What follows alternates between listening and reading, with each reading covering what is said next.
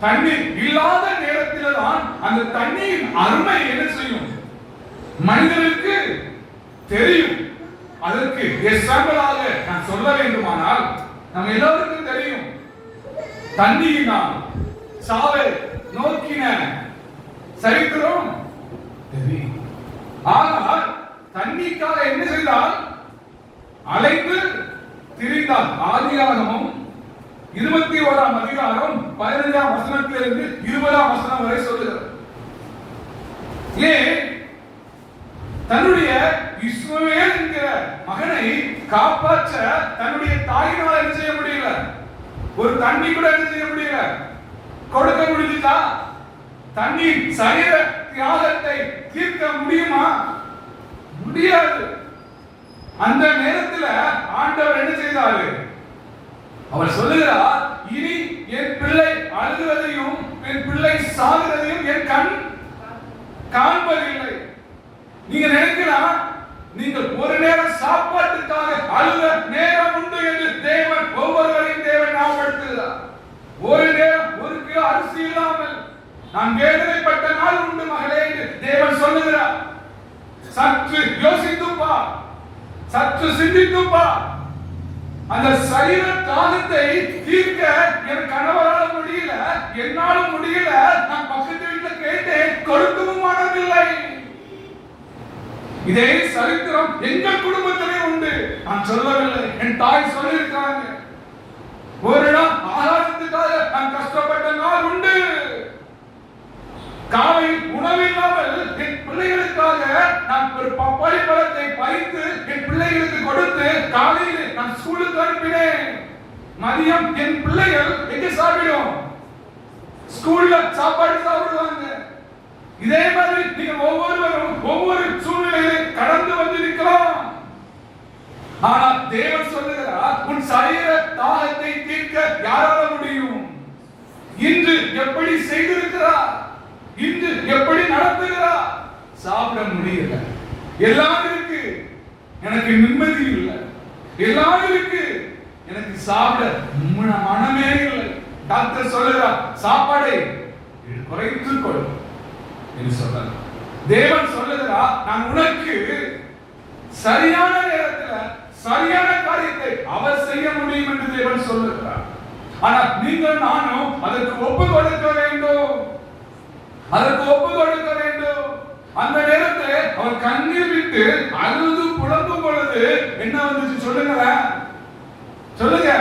20ஆம் வசனத்தை வாசிப்போமா? தேவன் பிள்ளைகளே இருந்தார், அவர் வளர்ந்து வனாந்தரத்திலே குடியிருந்து வில்வித்தையிலே வல்லவனானார். 21:19 வசனத்தை வாசிப்போம். தேவன் அவருடைய கண்களை திறக்கணும். இதான் சொல்ல வரேன். தண்ணி இருக்கு, கண் தெரியாதுங்க.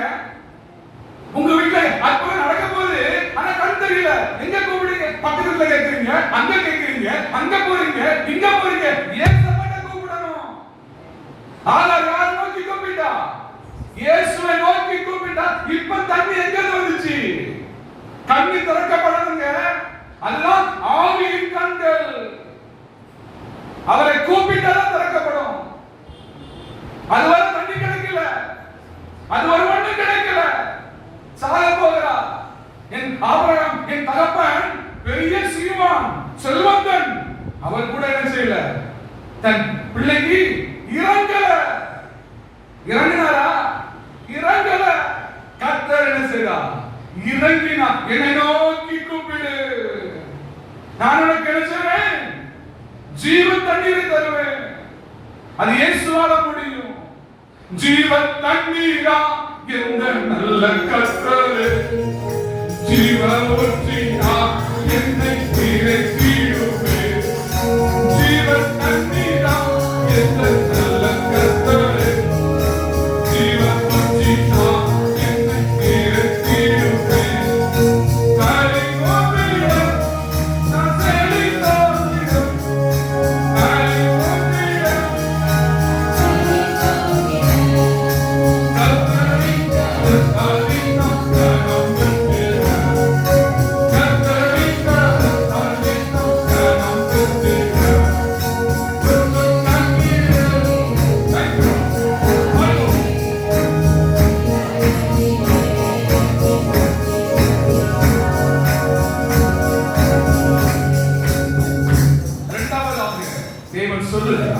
மகனே மகளே, ஆத்தும தாகம் வேண்டும் என்று தேவன் சொல்கிறார். ஆத்தும தாகம் வேண்டும் என்று இயேசு சொல்கிறார். அதற்கு நீ நினைக்கலாம், நான் ஊழியம் செய்ய போறேனா? முதலாவது நீ ரட்சிக்கப்பட வேண்டும். இரண்டாவது உன் கணவர் ரட்சிக்கப்பட வேண்டும். மூன்றாவது உன் பிள்ளை ரட்சிக்கப்பட வேண்டும். அதுக்கு உன் தாய் ரட்சிக்கப்பட்டிருக்கா, உன் தகப்பன் ரட்சிக்கப்பட்டிருக்கிறதா என்று நீ ஆயத்தப்படுத்த வேண்டும். ஆத்தும தாகம் வேண்டும். அந்த ஆத்தும தாகம் உங்களுக்கும் எனக்கும் வேண்டும் என்று தேவன் சொல்லுகிறார். அந்த ஆத்தும தாகம் எப்படிப்பட்டது? இயேசு எங்கே போனா ஒரு ஆத்துமாவை ரட்சிப்பதற்காக எங்கே போகிறார்? சொல்லுங்க. யோவான் 4ஆம் அதிகாரத்தில் சொல்லப்படுகிறது. சமாரியா ஸ்திரியை நோக்கி இயேசு என்ன செய்தார்? போகிறார். அந்த சமாரியா ஸ்திரீ என்ன செய்து கொண்டிருக்கிறார்? தாகத்துக்கு தண்ணீர் மொண்டு கொண்டிருக்கிறார். அப்பொழுது இயேசு சீசரை அனுப்பிவிட்டு எங்கே போகிறார்? எல்லாரும் வெறுத்த சகோதரிகள், எல்லாரும் ஆகாது என்று சொன்னதுதான். தேவன் என்ன செய்கிறார்? அந்த ஆத்துமாவை என்ன செய்கிறார்? நினைத்து பார்க்கிறார். அந்த ஆத்துமாவை விரும்புகிறார்.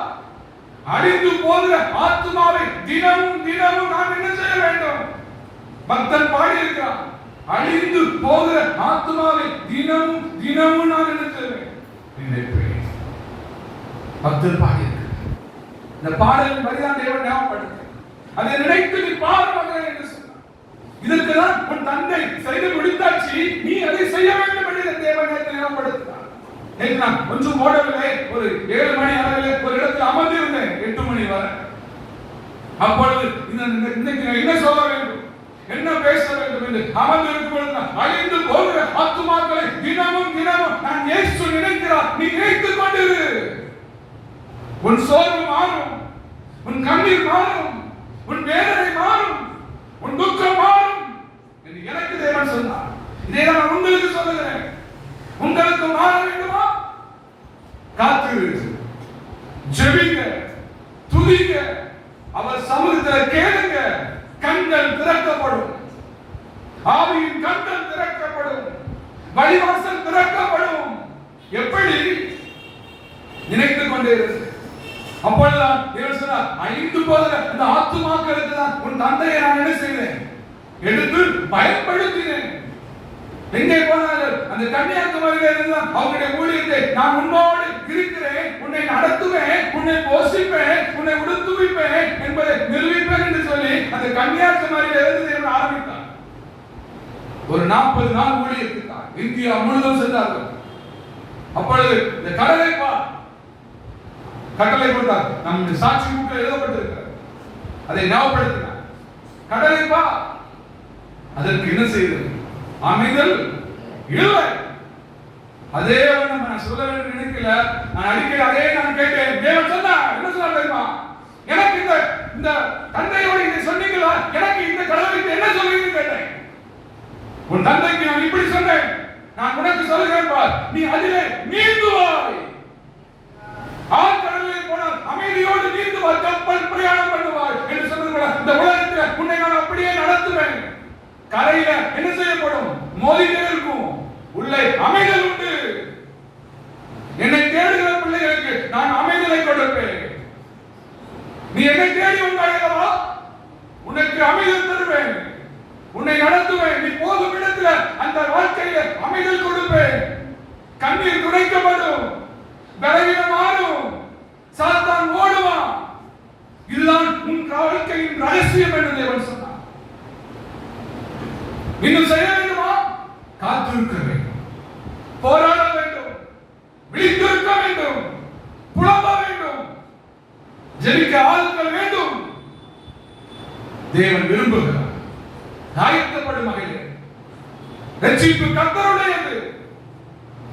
தேவன் எல்லாரும் சொன்னாங்க, இந்த பாவி இங்க பேசிக் கொண்டிருக்கிறார், சொல்லட்டும்.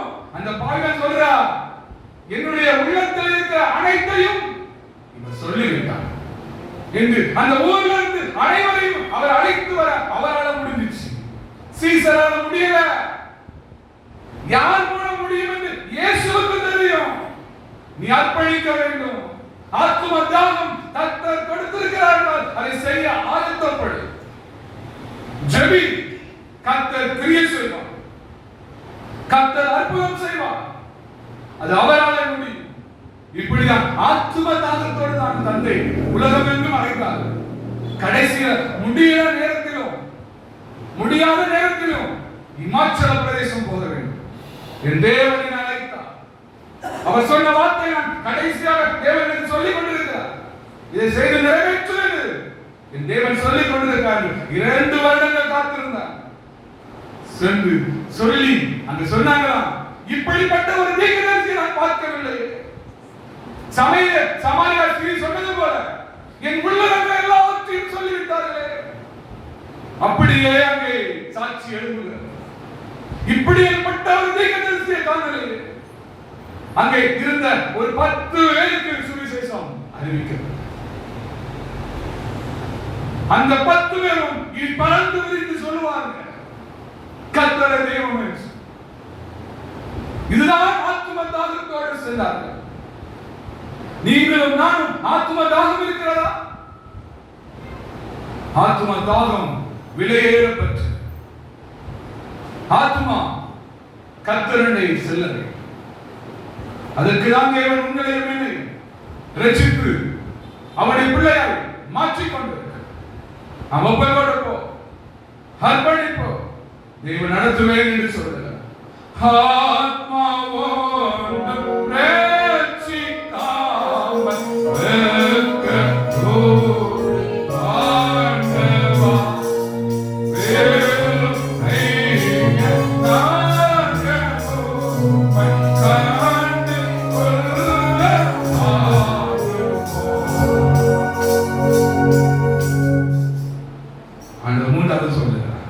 வேத வாக்கியம் நிறைவேறத்தக்க நான் தாகமாய் இருக்கிறேன்.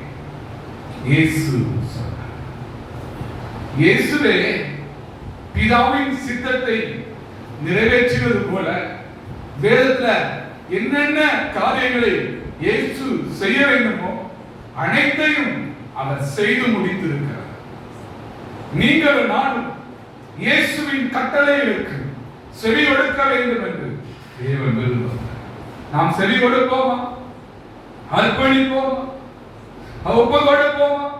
அவர் உங்களையும் என்னையும் நடத்த உண்மை உள்ளவராக இருக்கிறார். அதான் ஏசாயா 55ஆம் அதிகாரத்துல 1ஆம் வசனத்தை வாசித்து நாம் நிறைவு செய்வோம். ஏசாயா 55ஆம் அதிகாரம் 1ஆம் வசனம்.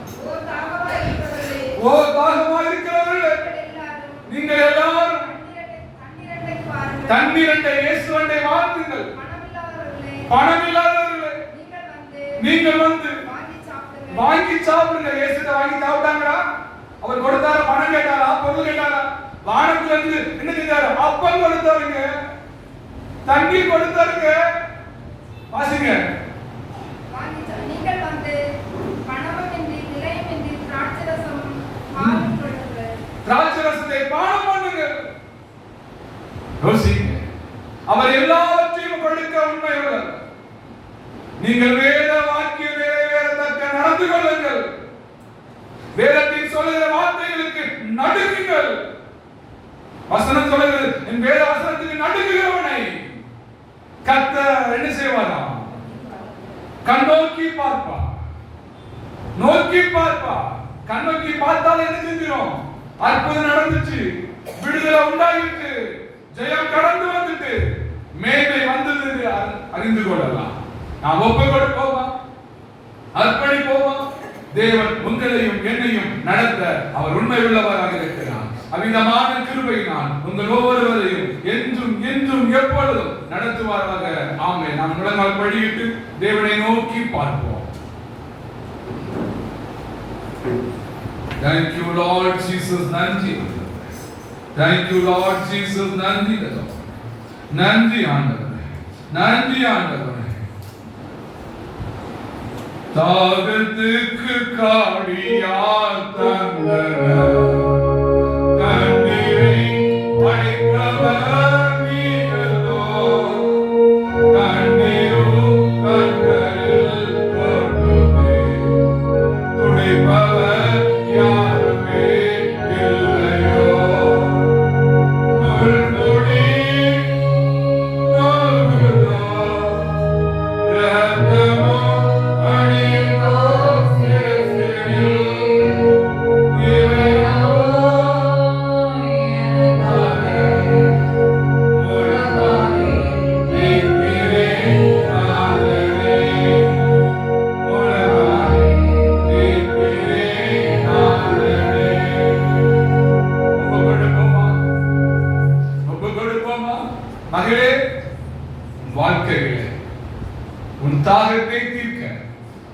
ஒருவர் இருக்கிறார்.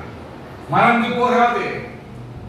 ஆகாருடைய தாகத்தை தீர்த்தவர் உன்னுடைய தாகத்தை தீர்ப்பேன் என்று சொல்லுகிறார். உன்னுடைய என்ன தாகத்தோடு வந்திருக்கிறாயோ தேவன் ஞாபகப்படுத்துகிறார். என்னுடைய மகனுடைய வாழ்க்கையின் தியாகத்தை நான் என்ன செய்வேன் என்று நீ புலம்புகிற மகளே, இயேசு தீர்ப்பேன் என்று சொல்லுகிறார். இயேசு தீர்ப்பேன் என்று சொல்லுகிறார். இன்னும் ஆவியில என் மகன் இன்னும் ஆண்டவருக்குள்ள வரவில்லை, என் மகன் ரட்சிக்கப்படவில்லை என்று கலங்குகிற மகளே, ரட்சிப்பு கர்த்தருடையது. நீ அவர் சொல்லுகிற வார்த்தைக்கு நடுங்கி நோக்கி கூப்பிடு, தடைகள் உடைக்கப்படும். மூன்றாவதாக தேவன் சொல்லுகிறார், வேதத்திலே கொடுக்கப்பட்ட வசனங்களை ஆராய்ந்து அறிந்து அதன்படி நடக்க வேண்டும் என்று உங்களை பார்த்து தேவன் எச்சரிக்கிறார். அப்படியே ஒவ்வொரு பிள்ளைகளை நடத்துவார். எங்களை நடத்துவீரார். உம்முடைய பிள்ளைகளாய் இன்னும் மாற்றுவீரார். தடைகள் மாற்றப்பட, கட்டுகள் உடைக்கப்பட. ஹalleluya. ரிமாலாதுரா ஷம்பலபா ரேகாபலா. தடைகள் உடைக்கப்படும் என்று தேவன் சொல்லுகிறார். கட்டுகள் அறுக்கப்படும் என்று தேவன் சொல்லுகிறார். In the name of Jesus. In the name